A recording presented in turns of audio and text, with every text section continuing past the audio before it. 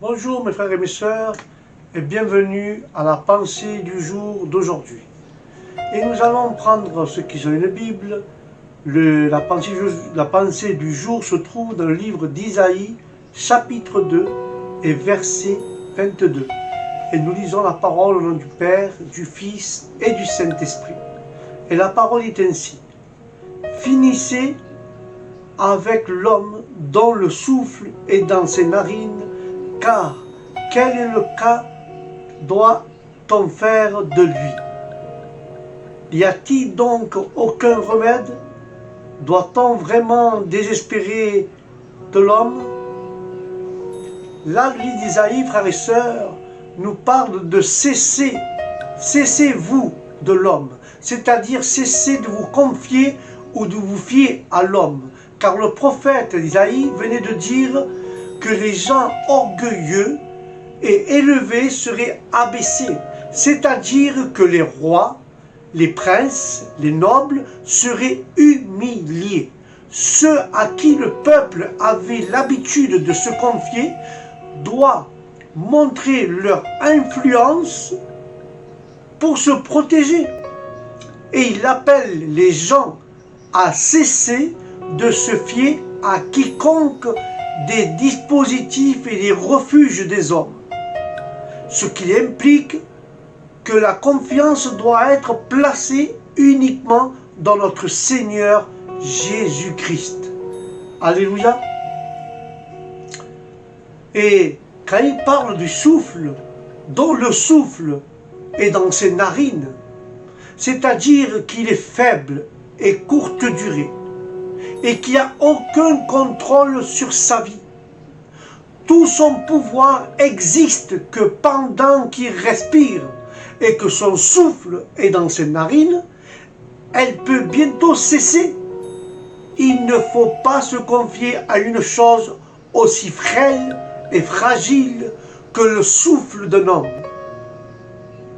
Ne faites pas confiance au prince, ne faites pas confiance au prince, ni dans le Fils de l'homme, en qui il n'y a aucune aide. Son souffle sort et retourne sans terre.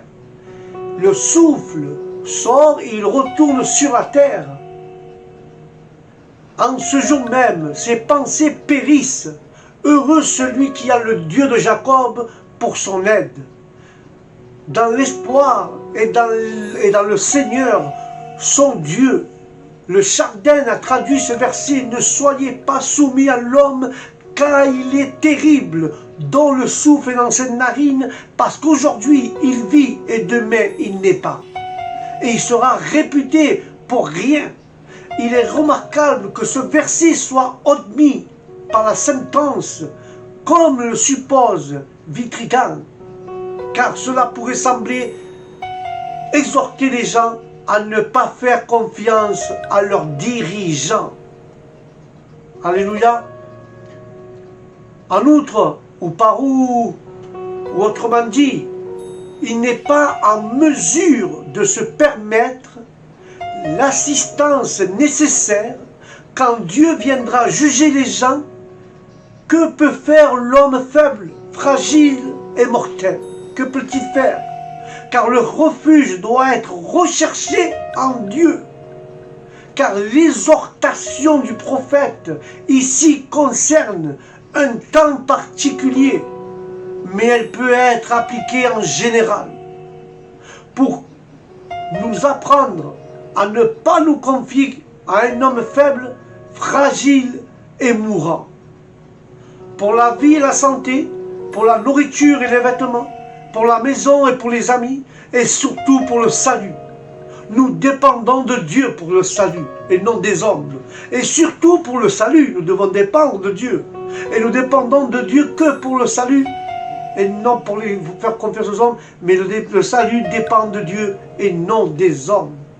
Car lui seul peut sauver le pécheur, même si nous devons traiter les gens avec tout le respect qui leur est dû. Nous devons nous rappeler que Dieu seul peut nous sauver du grand jour de la colère. Alléluia. Quand il dit cessez, Cessez-vous de l'homme, ne vous fiez ni à lui, ni aux dieux inventés par les hommes, ni à eux qui peuvent ni sauver ni détruire. Les dieux que les hommes ont inventés, ils peuvent ni te sauver, ni détruire, ils peuvent rien faire. C'est des morceaux de plâtre ou dans des morceaux de bois que l'homme les a sculptés. Ils peuvent rien faire.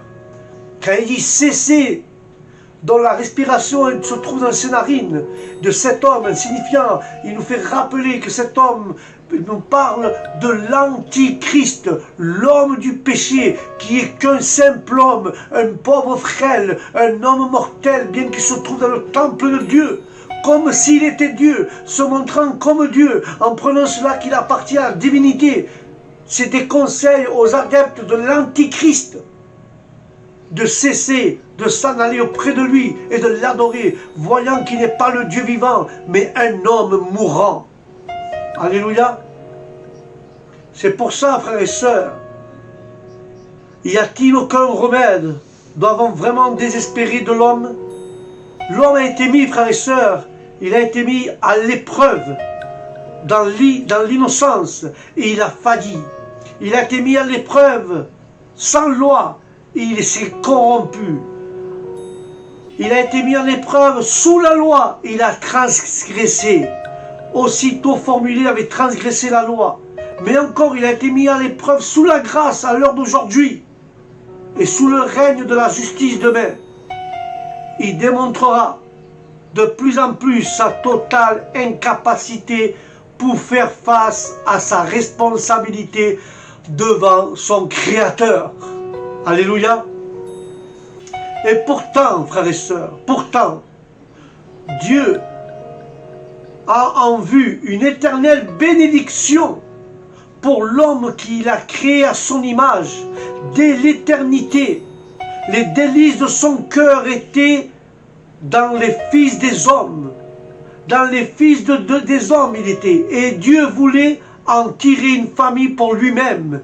Et il accomplit ce dessein, il accomplit son plan de grâce. Et les siècles à venir dévoileront le merveilleux conseil de la volonté divine à ceux et en ceux qui auront été mis au bénéfice de l'œuvre du salut accompli à la montagne du Calvaire. Alléluia. Sur la base de cette œuvre, déjà la miséricorde divine était en activité en faveur de ceux qui regardent au Dieu Tout-Puissant, qu'il avait appartenu du peuple d'Israël ou non. La parole de Dieu nous donne, frères et sœurs, de l'espérance. La parole de Dieu nous donne beaucoup d'exemples, frères et sœurs, car par l'histoire de Jacob, des patriarches et des prophètes, toute cérémonie de culte lévitique a aussi annoncé par avance l'œuvre qui allait être accomplie et par laquelle les péchés supportés allaient être expiés. Car le livre de Romains 3, chapitre 3, versets 24 à 26, il dit: ce sacrifice montre la justice de Dieu qui a pu laisser impunis les péchés commis autrefois au temps de sa patience. Ce sacrifice montre aussi la justice de Dieu dans le temps présent, car elle lui permet d'être juste, tout en déclarant juste celui qui croit en notre Seigneur Jésus-Christ. Alléluia. Et à cause de cette manière, frères et sœurs, à cause de cette manière de régler en une seule fois le problème du péché, le Seigneur dans le passé a pu se montrer patient et temporairement fermer les yeux sur les offenses des hommes et les laisser impunis. Mais en effet, Dieu avait prévu d'avance de pardonner ses péchés au moment où Jésus les porterait sur la croix.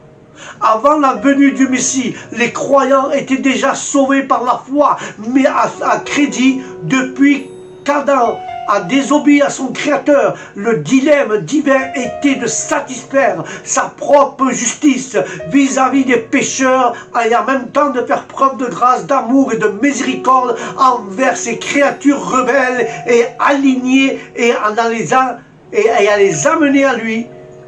Dieu, par sa miséricorde, veut les amener, les aligner, les amener à lui, frères et sœurs. Car la solution a été le sacrifice de Jésus-Christ à la croix. La croix fut un châtiment terrible parce que Jésus portait et expiait tous les péchés de l'humanité passée et à venir. Pour ce jugement, Dieu a réussi un tour de force, le péché étant expié, d'une part affront à sa sainteté a été lavée, sa justice est satisfaite, et donc sa colère contre l'homme tombe, et d'autre part, il peut désormais réaliser son désir de sauver les hommes coupables et les rendre libres, car il est libre de déclarer juste tout pécheur qui se répand et place sa confiance en notre Seigneur Jésus-Christ. Et nous voyons, et quand nous regardons la croix, nous apprenons à connaître l'étendue de nos fautes. Et nous recevons aussi l'assurance que le pardon de nos péchés, quel qu'il soit, est possible de certains. Il faut cependant bien souligner que le salut n'est jamais automatique. Je dois faire une démarche qui consiste à reconnaître que j'ai offensé le Dieu 3 fois saint, et je lui dois aussi accepter le seul moyen qui a pourvu à mon salut. Je dois placer ma foi exclusivement en Jésus-Christ, car l'homme le dit et l'apôtre Pierre le dit. Et en lui seul se trouve le salut. Dans le monde entier, Dieu n'a jamais donné le nom à aucun d'autre homme par lequel nous devions être sauvés. Seulement Jésus.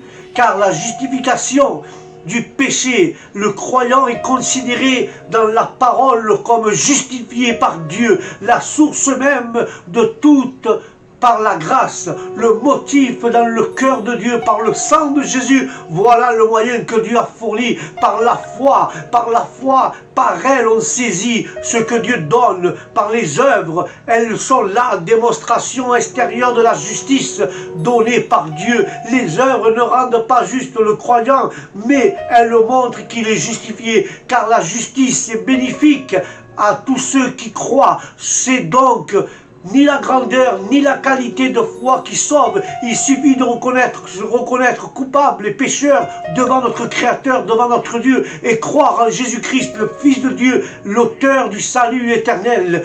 Un si grand salut Dieu nous offre. Alléluia. Et car le pécheur est justifié gratuitement, c'est par pure grâce que Dieu rend l'homme juste, sans aucun mérite de sa part. La base de notre justification, c'est l'œuvre de notre Seigneur Jésus-Christ. La rédemption est payée par notre Seigneur Jésus-Christ. Christ a payé la place du pécheur, la rançon exigée par sa délivrance de la culpabilité du péché. Et nous voyons cette rédemption nous lie personnellement à notre Seigneur Jésus-Christ, et elle est dans le Seigneur Jésus-Christ. La gloire à Dieu, la force, la puissance, l'hommage éternel, l'honneur, l'amour, la reconnaissance seulement se doit à notre Sauveur Jésus-Christ, parce que Jésus-Christ est notre Sauveur. Étant justifié gratuitement par la grâce au moyen de la rédemption qui est notre Seigneur Jésus-Christ. Et cela, frère, nous amène au point suivant, à notre chapitre suivant, qui parle de notre prochaine étude, notre Seigneur Jésus-Christ. Et ça, nous le verrons à la prochaine pensée du jour, au nom de Jésus. Amen et amen. Voilà, frères et sœurs, c'était la pensée du jour d'aujourd'hui, le destin de l'homme. C'était le destin de l'homme, la pensée du jour d'aujourd'hui. Voilà le destin de l'homme. Dieu veut sauver l'homme. Le destin de l'homme, c'est d'arriver au paradis, auprès de Jésus, dans la Nouvelle Jérusalem. C'est le destiné de l'homme. Mais si l'homme ne veut pas, Dieu ne l'oblige pas. Voilà la pensée du jour. Pense-le bien, médite-le bien. Voilà. La pensée, c'était le destin de l'homme. Et Dieu veut sauver, nettoyer et pardonner tous les hommes qui s'approchent à lui avec confiance. parce que notre Seigneur Jésus-Christ nous a justifiés gratuitement par sa grâce, au moyen de la rédemption qui est en Jésus-Christ. Merci frères et sœurs, c'était la pensée du jour d'aujourd'hui. Je vous dis à la prochaine pensée du jour, que Dieu vous bénisse, que la paix de Dieu vous accompagne où que vous allez, et je vous dis au prochain programme pensée du jour, Shalom.